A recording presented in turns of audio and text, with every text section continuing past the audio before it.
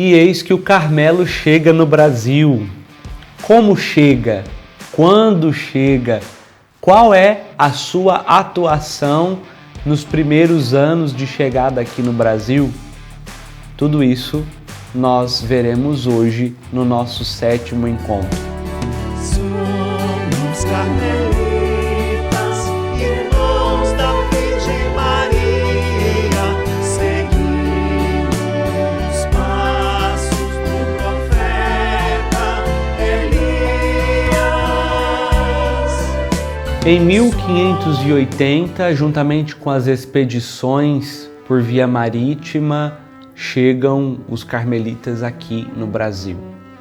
Liderados por Frei Domingos Freire, que integrava ali uma comitiva de freis, eles estavam indo rumo a Paraíba. Entretanto, um naufrágio os leva à costa do Pernambuco e ali começa então o primeiro convento dos freis em Olinda e posteriormente a primeira igreja dos carmelitas no Brasil, lá em Recife, que ainda se encontra até os dias de hoje.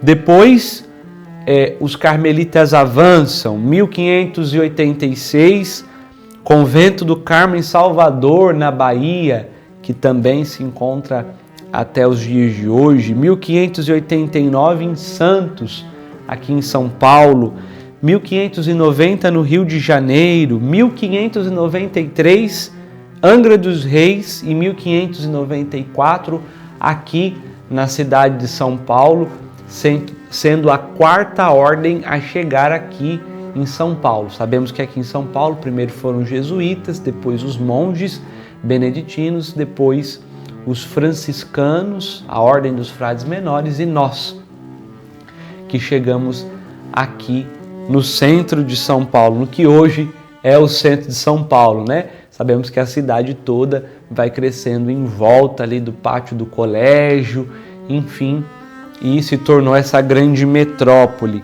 Então, durante os séculos 17, 18, o Carmelo também viveu o seu grande apogeu, o seu grande crescimento no Brasil e se organizou em 3 províncias, sendo a província do Rio de Janeiro, da Bahia e do Pernambuco, com uma missão no Maranhão e no Pará.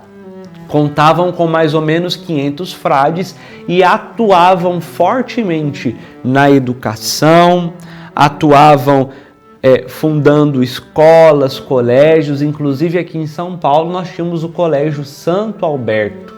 Então os carmelitas sempre vivendo em oração, em fraternidade, montando conventos, vivendo entre irmãos, mas também na missão profética, atuando na necessidade, colocando escolas, ensinando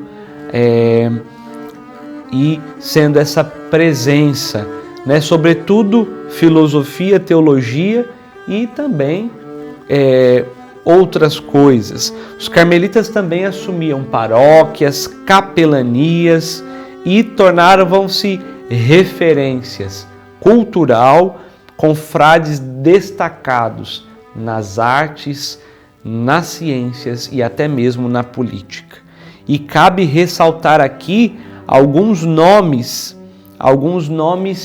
que ficaram para a história em 3 aspectos diferentes em que o Carmelo esteve presente. O primeiro trata-se de Frei Leandro.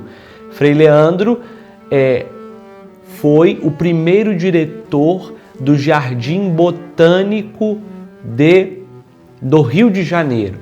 Ele que tinha formação em botânica.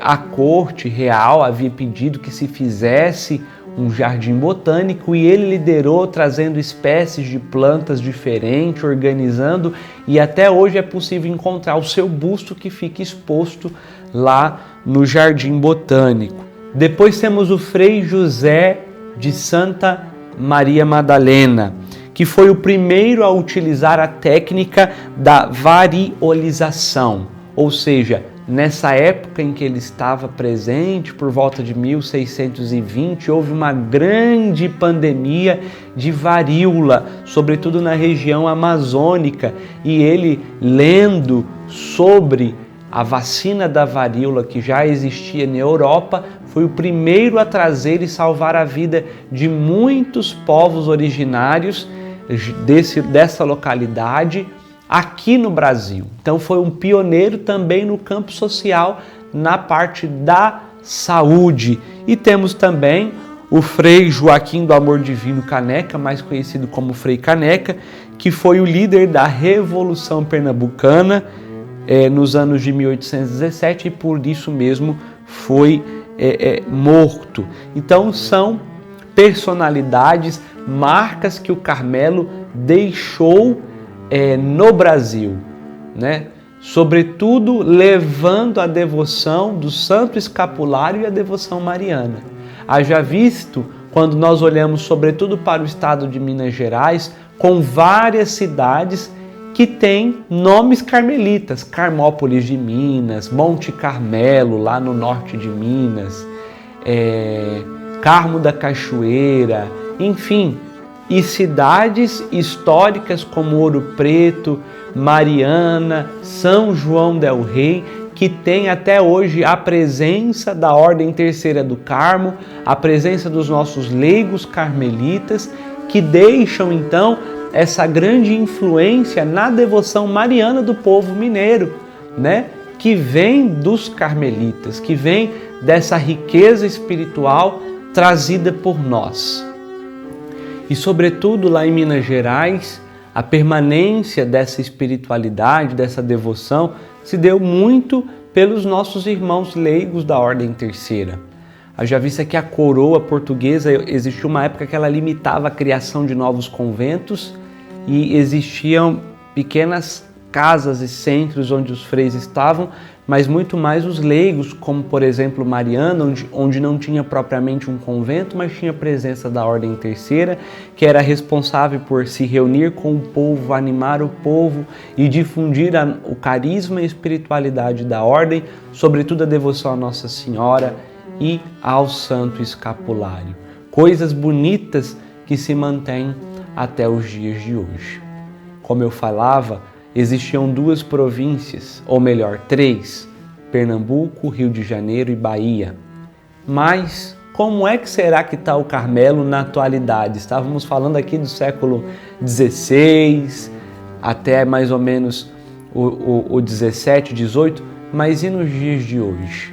Como que está o Carmelo? Aonde está o Carmelo? Permanece no mesmo lugar? É o que nós vamos falar no nosso próximo encontro, sobretudo mais especificadamente da nossa província fluminense. Eu conto com a sua presença. Portanto, vamos rezar o nosso 7º encontro. E nesse 7º dia da nossa reflexão, do nosso encontro, da nossa novena, desse momento também de oração, vamos meditar com o tema No Carmelo, Maria é formadora dos vocacionados. A palavra bíblica que nos inspira é de Atos dos Apóstolos, capítulo 1, versículo 14. Com Maria estavam perseverando na oração.